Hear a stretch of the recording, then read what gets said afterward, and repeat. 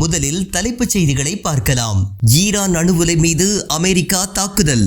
தொடங்கியது 3ஆம் உலகப் போர். அமெரிக்காவின் தாக்குதலால் எந்த பாதிப்பும் இல்லை. போர்டோ அணு ஆராய்ச்சி நிலையம் பத்திரமாக இருப்பதாக ஈரான் தகவல். மத்திய கிழக்கில் உள்ள அமெரிக்க நிலைகளை தாக்க உள்ள ஈரான். ஒட்டுமொத்த ஈரான் ஆதரவு நாடுகளும் களமிறங்கும் என்று தகவல். அமெரிக்க அத்துமீறலை தொடர்ந்து இஸ்ரேல் மீதான தாக்குதலை தீவிரப்படுத்தியுள்ள ஈரான். 20வது அலை நடவடிக்கையில் சிதைந்த பென்குரியன் விமான நிலையம். அமெரிக்காவுடனான போர் நிறுத்தத்தை ரத்து செய்த ஏமன் ஹவுதிகள். மத்திய கிழக்கில் உள்ள அமெரிக்க நிலைகளை தாக்கப் போவதாக அறிவிப்பு. இனியும் இஸ்ரேலை விட்டால் மத்திய கிழக்கிற்கே பேரழிவு. இஸ்லாமிய நாடுகளுக்கு அறைகூவல் விடுத்த துருக்கி. இனி செய்திகளை விரிவாக பார்க்கலாம். ஈரானின் போர்டோ அணு ஆராய்ச்சி கூடத்தின் மீது அமெரிக்கா தாக்குதல் நடத்திய சம்பவம் உலகம் முழுவதும் பெரும் பரபரப்பை ஏற்படுத்தியுள்ளது. எனினும் இந்த தாக்குதலில் மேற்புற பகுதியில் மட்டுமே சேதமடைந்துள்ளதாகவும் அணு ஆராய்ச்சி கூடத்திற்கு எந்த பாதிப்பும் ஏற்படவில்லை என ஈரான் தெரிவித்துள்ளது.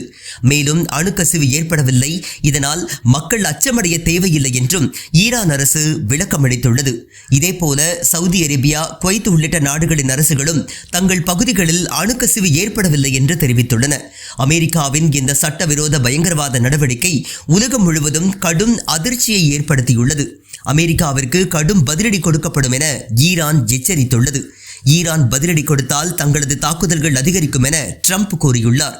டொனால்டு ட்ரம்ப் அமெரிக்க நாடாளுமன்றத்தில் ஒப்புதல் வாங்காமல் தன்னிச்சையாக சட்டவிரோதமாக இந்த நடவடிக்கை மேற்கொண்டுள்ளதாக பல்வேறு அமெரிக்க நாடாளுமன்ற உறுப்பினர்கள் குற்றம் சாட்டியுள்ளனர். எனினும் ட்ரம்ப் நிர்வாகத்தின் இந்த நடவடிக்கையின் மூலம் 3ஆம் உலகப் போரை நோக்கிய வேகம் அதிகரித்துள்ளது.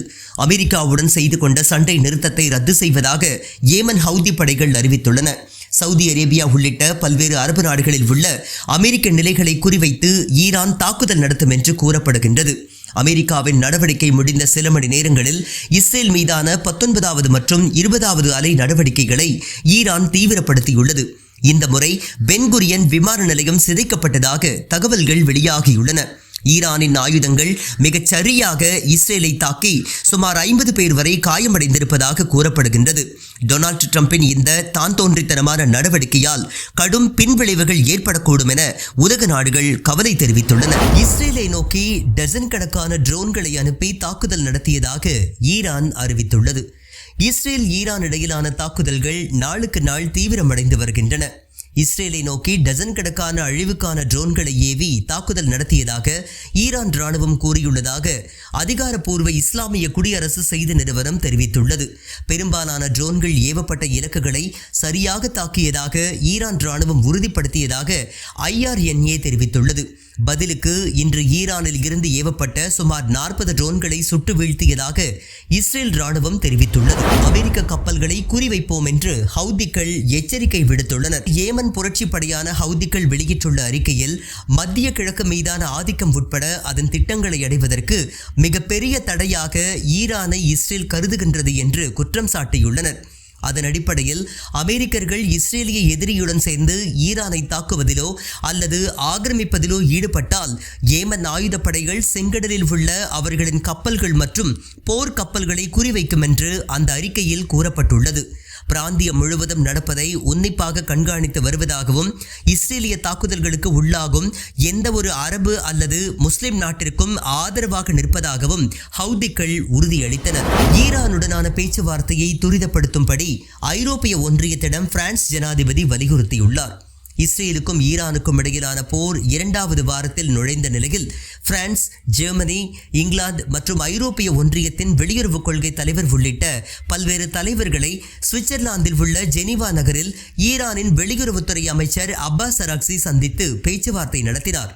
தங்கள் நாட்டின் மீதான தாக்குதலை இஸ்ரேல் நிறுத்தினால்தான் அணு ஆயுத ஒப்பந்தம் தொடர்பாக அமெரிக்காவுடன் பேச்சுவார்த்தை நடத்துவோம் என்று ஈரானின் வெளியுறவுத்துறை அமைச்சர் அப்பாஸ் அராக்சி தெரிவித்துள்ளார். இதனால் நிலைமை இன்னும் மோசமடைந்துள்ளதை அறிந்த பிரான்ஸ் ஜனாதிபதி இமானுவேல் மேக்ரோன் ஈரானுடனான பேச்சுவார்த்தையை வேகப்படுத்துங்கள் என்று ஐரோப்பிய யூனியனை வலியுறுத்தியுள்ளார். போரிலிருந்து வெளியேறவும் இன்னும் பெரிய ஆபத்துக்களை தவிர்க்கவும் ஒரு வழி இருப்பதாக தான் உறுதியாக நம்புவதாக ஈரானிய ஜனாதிபதி மசூத் பெசஸ்கியானிடம் தொலைபேசியின் வழியாக உரையாடிய பின்னர் மேக்ரோன் தனது எக்ஸ் தளத்தில் பதிவிட்டுள்ளார். ஈரானை தாக்குவதன் மூலம் இஸ்ரேல் மத்திய கிழக்கை முழுமையான பேரழிவிற்கு இட்டுச் செல்வதாக துருக்கி குற்றம் சாட்டியுள்ளது. இஸ்தான்புல்லில் நடந்த இஸ்லாமிய ஒத்துழைப்பு அமைப்பின் உச்சி மாநாட்டில் பேசிய துருக்கி வெளியுறவுத்துறை அமைச்சர் ஹக்கன் ஃபிடான், இஸ்ரேல் இப்போது நமது அண்டை நாடான ஈரானை தாக்குவதன் மூலம் மத்திய கிழக்கு பகுதியை முழுமையான பேரழிவின் விளிம்பிற்கு இட்டுச் செல்கின்றது. பாலஸ்தீனம், லெபனான், சிரியா, ஏமன் மற்றும் ஈரானின் தரப்பில் பிரச்சனைகள் எதுவும் இல்லை. ஆனால் இஸ்ரேலின் பக்கம்தான் பிரச்சனை தெளிவாக உள்ளது. எனவே ஈரானுக்கு எதிரான இஸ்ரேலின் வரம்பற்ற ஆக்கிரமிப்பை முடிவுக்கு கொண்டு வர வேண்டும். பிராந்திய மற்றும் உலகளாவிய பாதுகாப்பை மேலும் ஆபத்தில் ஆழ்த்தும் வன்முறை சுழலாக தற்போதைய நிலைமை மோசமடைவதை நாம் தவிர்க்க வேண்டும் என்றும் அவர் மேலும் கூறினார். பாலஸ்தீனத்தில் மட்டுமல்ல, சிரியா, லெபனான் மற்றும் ஈரானிலும் இஸ்ரேலின் ஆக்கிரமிப்பை முடிவுக்கு கொண்டு வருவதற்கு நாம் அதிக ஒற்றுமையை காட்டுவது மிக முக்கியம் என்றும் வலியுறுத்தினார். ஈரான் அணு ஆயுதத்தை தயாரிப்பதற்கான எந்த ஆதாரமும் இல்லை என்று உளவுத்துறை இயக்குனர் துளசி கபாட் கூறியது தவறு என்று ட்ரம்ப் தெரிவித்துள்ளார். அமெரிக்க உளவுத்துறை ஈரான் அணு ஆயுதத்தை உருவாக்கவில்லை என்று தொடர்ந்து நம்புவதாக கடந்த மார்ச் மாதம் கபாட் காங்கிரஸில் சாட்சியம் அளித்தார். இந்த நிலையில் வெள்ளிக்கிழமை சமூக ஊடகத்தில் பதிவிட்ட துளசி கபாட், ஈரான் நாடாளுமன்றம் முடிவு செய்தால் வாரங்கள் அல்லது மாதங்களுக்குள் அணு ஆயுதத்தை தயாரிக்கும் நிலையில் இருப்பதாக அமெரிக்காவிற்கு உளவுத்துறை தகவல்கள் உள்ளன. அது நடக்காது என்பதில் ஜனாதிபதி ட்ரம்ப் தெளிவாக உள்ளார். நானும் அதை ஒப்புக்கொள்கின்றேன் என்றார். மார்ச் மாதத்தில் ஈரானின் செறிவூட்டப்பட்ட யுரேனியம் கையிருப்பு அத்தகைய ஆயுதங்கள் இல்லாத ஒரு நாட்டிற்கு தேவையில்லாதது என்று கபாட் தெரிவித்திருந்தார். அது மட்டுமன்றி ஈரான் அணு ஆயுதங்களை பற்றி பொதுவில் விவாதிக்க தொடங்கியுள்ளதாகவும் அவர் கூறியிருந்தார். மார்ச் மாதத்தில் கபாட் கூறியிருந்ததில் எந்த மாற்று கருத்தும் இல்லை என்றும் அடுத்த 3 ஆண்டுகளுக்குள் ஈரான் அணு ஆயுதம் தயாரிக்கும் நிலைக்கு உயரும் என்றும் அதன் விருப்பமான இலக்கை அது தாக்கும் என்றும் அமெரிக்க உளவுத்துறை உறுதி செய்திருந்தது. பொதுவாகவே அமெரிக்க உளவுத்துறையால் திரட்டப்படும் தரவுகளை ட்ரம்ப் எப்போதும் ஏற்பதில்லை என்பது குறிப்பிடத்தக்கது. ஈரானின் இஸ்ஃபஹான் அணுசக்தி நிலையத்தை இஸ்ரேல் மீண்டும் தாக்கியுள்ளது பேரதிர்ச்சியை ஏற்படுத்தியுள்ளது. கடந்த வெள்ளிக்கிழமை முதல் இஸ்ரேல் ஈரானின் அணு ஆயுத தயாரிப்பு திட்ட இடங்களை தாக்கி வருகின்றது. மேலும் இந்த திட்டத்தின் பின்னணியில் இருக்கும் ஆராய்ச்சியாளர்களையும் கொன்று வருகின்றது. ஈரானில் உள்ள நடான்ஸ் மற்றும் இஸ்ஃபஹான் என்று 2 அணுசக்தி நிலையங்கள் மீதும் இஸ்ரேல் தொடர்ந்து தாக்குதல் நடத்தி வருகின்றது. இப்போதைக்கு இஸ்ரேல் ஈரான் மீது நடத்திய தாக்குதலில் எந்தவித அணுக்கசிவும் இல்லை. ஆனால் இந்த தாக்குதல்கள் தொடர்ந்தால் அணுசக்தி கசிய அதிக வாய்ப்பு இருக்கிறது என்று சர்வதேச அணுசக்தி நிறுவனத்தின் தலைவர் ரஃபேல் மரியானோ குரோசி ஏற்கனவே எச்சரிக்கை விடுத்திருந்த நிலையில் இரவோடு இரவாக ஈரானின் இஸ்ஃபஹான் அணுசக்தி நிலையத்தை இஸ்ரேல் மீண்டும் தாக்கியதாக இஸ்ரேல் ஆக்கிரமிப்பு படை ராணுவ அதிகாரி தெரிவித்துள்ளார். போர் தொடங்கியதில் இருந்தே 2வது முறையாக ஈரானின் இஸ்ஃபஹான் அணுசக்தி நிலையத்தை இஸ்ரேல் இரவு முழுவதும் தாக்கியதாக இஸ்ரேல் ஆக்கிரமிப்பு படை ராணுவ அதிகாரி ஒருவர் சனிக்கிழமை தெரிவித்தார். இதனால் கதிர்வீச்சு ஏற்படும் அபாயம் ஏற்படலாம் என்பதால் உலக நாடுகள் நிம்மதி இழந்து தவித்து வருகின்றன. இனி விரைவு செய்திகளை பார்க்கலாம். இஸ்ரேல் மற்றும் ஈரான் நாடுகளுக்கிடையே நடந்து வரும் தாக்குதல்களுக்கிடையே சிக்கி தவிக்கக்கூடிய தமிழர்களுக்கு உதவ கட்டுப்பாட்டு அறைகள் அமைக்கப்பட்டுள்ளதாக தமிழக அரசு சனிக்கிழமை தெரிவித்துள்ளது. அந்த நாடுகளில் வசிக்கும் தமிழர்களுக்கு இந்திய தூதரகத்தின் மூலம் சாத்தியமான அனைத்து உதவிகளையும் வழங்க உடனடியாக நடவடிக்கை எடுக்குமாறு அதிகாரிகளுக்கு முதலமைச்சர் மு.க. ஸ்டாலின் உத்தரவிட்டுள்ளார். டெல்லியில் உள்ள தமிழ்நாடு இல்லத்தில் 24 மணி நேரமும் செயல்படும் கட்டுப்பாட்டு அறை திறக்கப்பட்டுள்ளது. உதவிகளை வழங்குவதற்காக சில ஹாட்லைன் நம்பர்களையும் அறிவித்துள்ளது.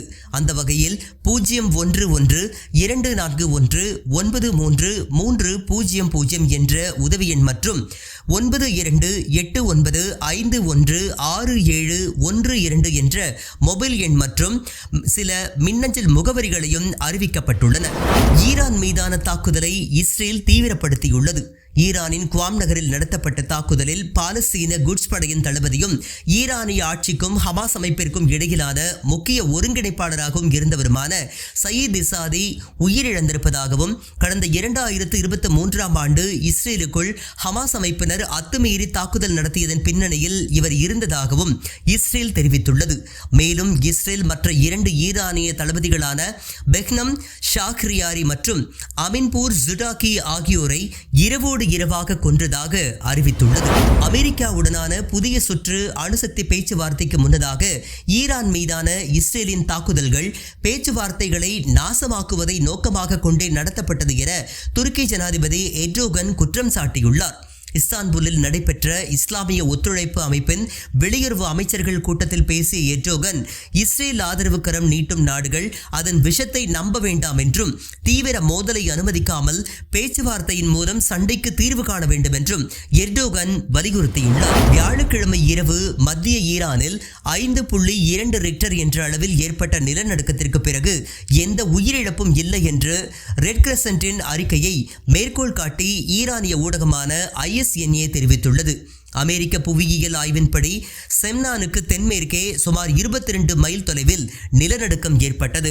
டெஹ்ரான், ஹராஜ், கோம், சோர்கே மற்றும் ஜமாவந்த் ஆகிய இடங்களில் நிலநடுக்கம் உணரப்பட்டது. ஈரான் மீதான இஸ்ரேலின் தாக்குதலில் குறைந்தது 400 பேர் கொல்லப்பட்டதாக ஈரானின் சுகாதாரத்துறை அமைச்சகம் தெரிவித்துள்ளது. அதில் 54 பெண்கள் மற்றும் குழந்தைகள் அடங்குவர் என்று ஈரானின் சுகாதார அமைச்சக தகவல் மையத்தின் தலைவர் அரசு ஊடகத்திற்கு அளித்த பேட்டியில் தெரிவித்துள்ளார். இது குறித்து வெளியிடப்பட்டுள்ள அறிக்கையில் இஸ்ரேலின் ஏவுகணைகள் மற்றும் ட்ரோன்களால் 400 பேர் இறந்தனர், 3056 பேர் காயமடைந்தனர் என்று அதில் குறிப்பிடப்பட்டுள்ளது. இறந்தவர்களில் 54 பேர் பெண்கள் மற்றும் குழந்தைகள் என்றும் 5 பேர் சுகாதார பணியாளர்கள் என்றும் உயிரிழந்தவர்களில் பெரும்பாலானோர் பொதுமக்கள் என்றும் அறிவிக்கப்பட்டுள்ளது. ஈரானிய அணு விஞ்ஞானி இசார் தபதாபாய் கம்ஷே இஸ்ரேலால் கொல்லப்பட்டதாக ஈரானிய அரசு ஊடகம் தெரிவித்துள்ளது. தபதாபாய் காம்ஷே மற்றும் அவரது மனைவி மன்சூரே ஹாஜி சலீம் ஆகியோர் அவர்களது வீட்டில் கொல்லப்பட்டதாக நூர் நியூஸ் சனிக்கிழமை தெரிவித்தது. தனது வாழ்நாளில் ஒரு முழு வருடத்தையே ஈரானின் அணுசக்தி துறைக்காக அர்ப்பணித்தவரை இஸ்ரேல் குறிவைத்துக் கொண்டுள்ளது ஈரானியர்களை அதிர்ச்சியில் ஆழ்த்தியுள்ளது.